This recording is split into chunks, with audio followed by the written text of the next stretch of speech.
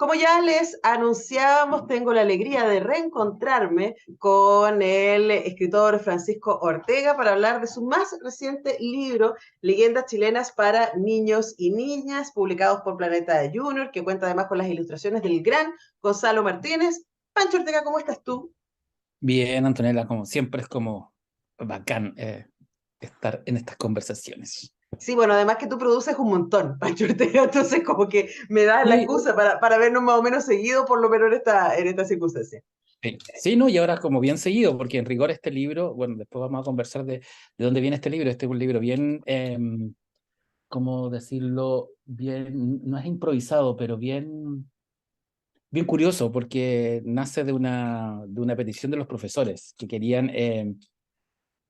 querían darle a los niños de básica a leer dioses chilenos, pero el libro de dioses chilenos era un poco complejo para los niños, entonces me dijeron, ¿por qué no adaptas las historias de dioses chilenos para niños? Y es básicamente el mismo libro, Ajá, pero para niños y con ilustraciones.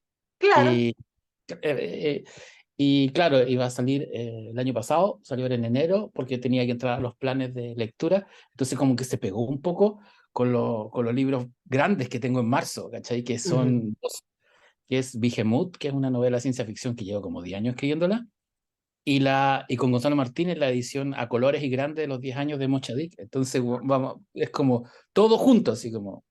Bueno, me encanta que ya me estás diciendo que vamos a tener dos excusas más para vernos en marzo y para estar comentando los libros. Y de hecho me pasó que, claro, leyendas chilenas, por supuesto que tiene que ver con dioses chilenos, pero también tiene que ver, yo creo, en algún momento, y eso por supuesto tiene que ver con tu trabajo, tus investigaciones y tu literatura. A mí, como tenía Chile Bizarro en la cabeza, que fue Sí, la po. última vez que nos vimos, libro que tú tuviste la deferencia de invitarme a presentar, y por supuesto Mochadic también aparece acá. Entonces, claro, este libro es una colección de relatos que nos ayuda a acercarnos a mitología chilena y no solamente a la mitología en términos de cosmovisión mapuche, por ejemplo, sino también a ciertos relatos que nos cruzan, ¿no? Y que no necesariamente están asociados con lo mitológico, sino en algunos casos con el cotidiano urbano rural, como los cuentos acerca del diablo, como los brujos de Chiloé, etcétera. Hablemos de esa selección, ¿no? Que cruza lo milenario, uno podría decir, aquello que está ancestral y aquello que tiene que ver como con los relatos de la cotidianidad de nuestra idiosincrasia. Mira, como te contaba, este es un libro que nace porque ciertos profesores, algunos querían un libro muy en la línea de dioses chilenos y también de Chile Bizarro, pero para los más chicos de la casa. Entonces con Gonzalo nos empezamos a conversar sobre esto. Y yo le dije, me gustaría que tuvieran ilustraciones, que estuvieran súper involucrado en las ilustraciones. Y tomamos todo el material que ya estaba en Dioses Chilenos. Dijimos, ya, este tiene potencial, este tiene como para contarlos desde una perspectiva muy de cuento fantástico. Tomar las leyendas y tomar las creencias y contarlas como si fueran algunos como cuentos de terror, como en el caso del Colo Colo o el Tuetué.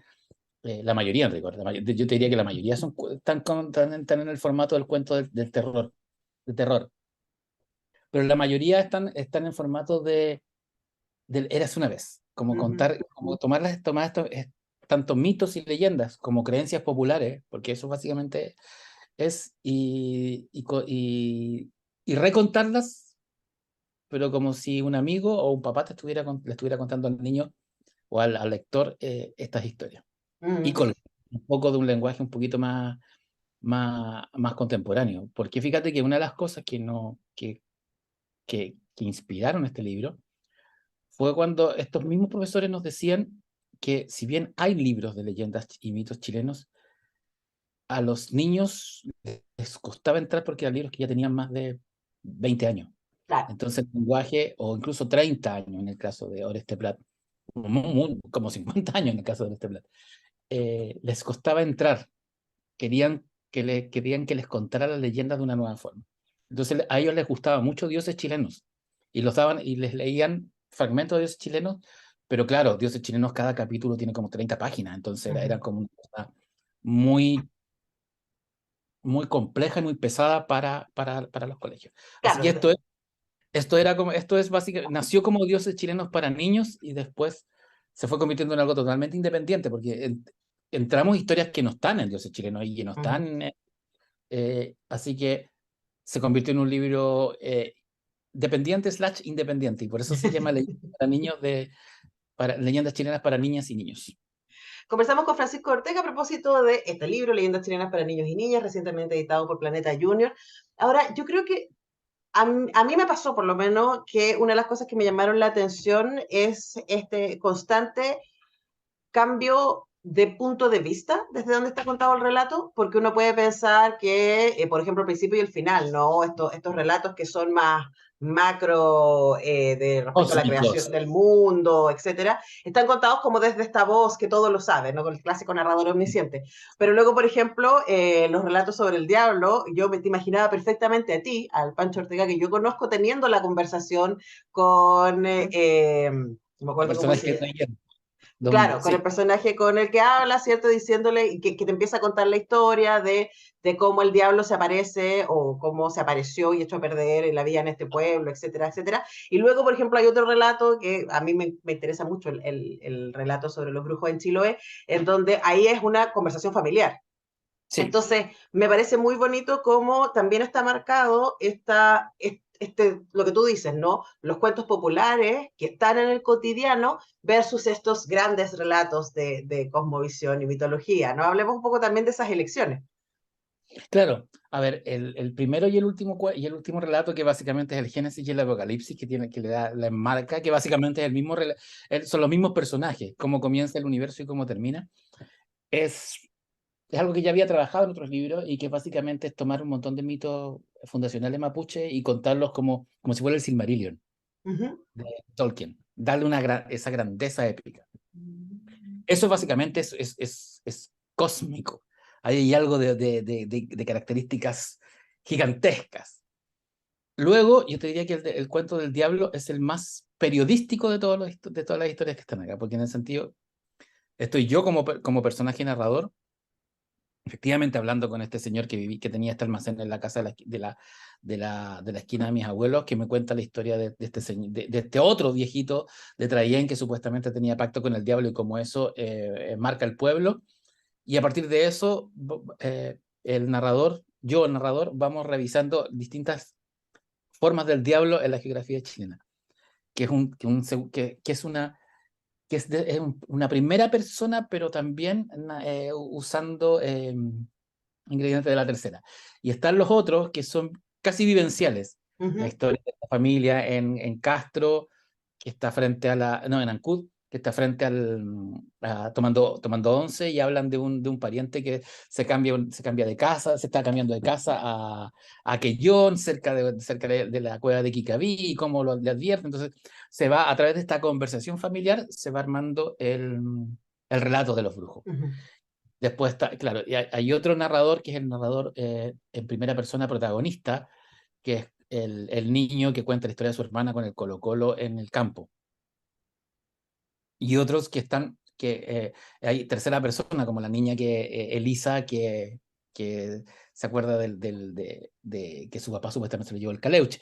Entonces vamos saltando de distintas maneras de contar y de aproximarse a algo tan bonito que yo creo que el folclore y el mito chileno es muy rico y está lleno de seres, de historia, de encantos, de una tradición que es como una cueca cantada, ¿no? Que es Ujú. como parte de nuestra idiosincrasia, que si tú te fijas es bien interesante que los mitos chilenos en general son como todos cuentos de terror.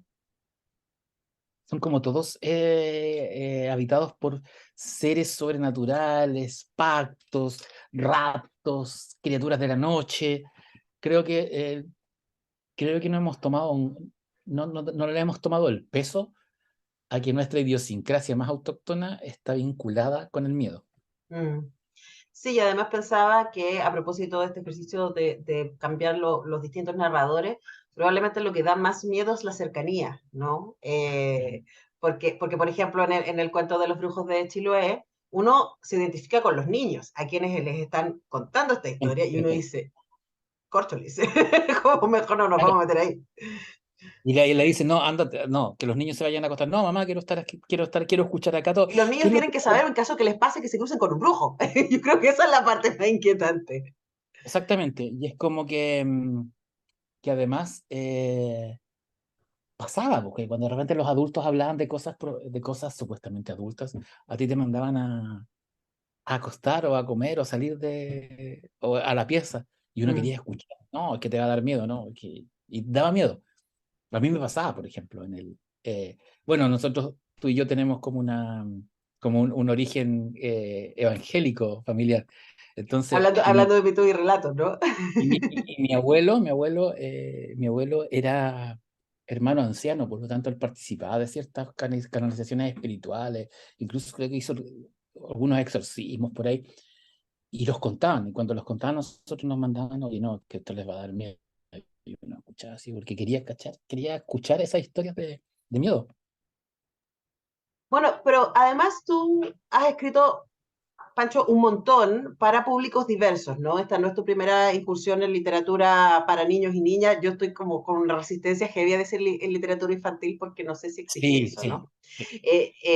Y otra cosa que has hecho, no solamente has escrito un montón, sino que además has ido mucho a colegios y has estado constantemente en relación directa con esos públicos. Y quería preguntarte en tu experiencia, ¿qué pasa cuando los niños y niñas empiezan a tener acceso a esto que es también su cosmovisión, que es su historia, su idiosincrasia, lo que nos define? ¿Qué sientes tú que sucede ahí?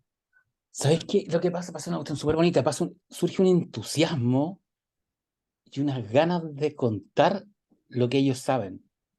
A mí me pasó una vez que fui a hablar yo soy chileno, fíjate, a un liceo en Panguipulli.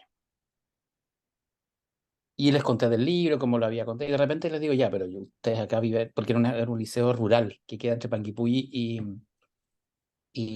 ¿cómo se llama? Bueno, después me voy a acordar. Hacia la cordillera.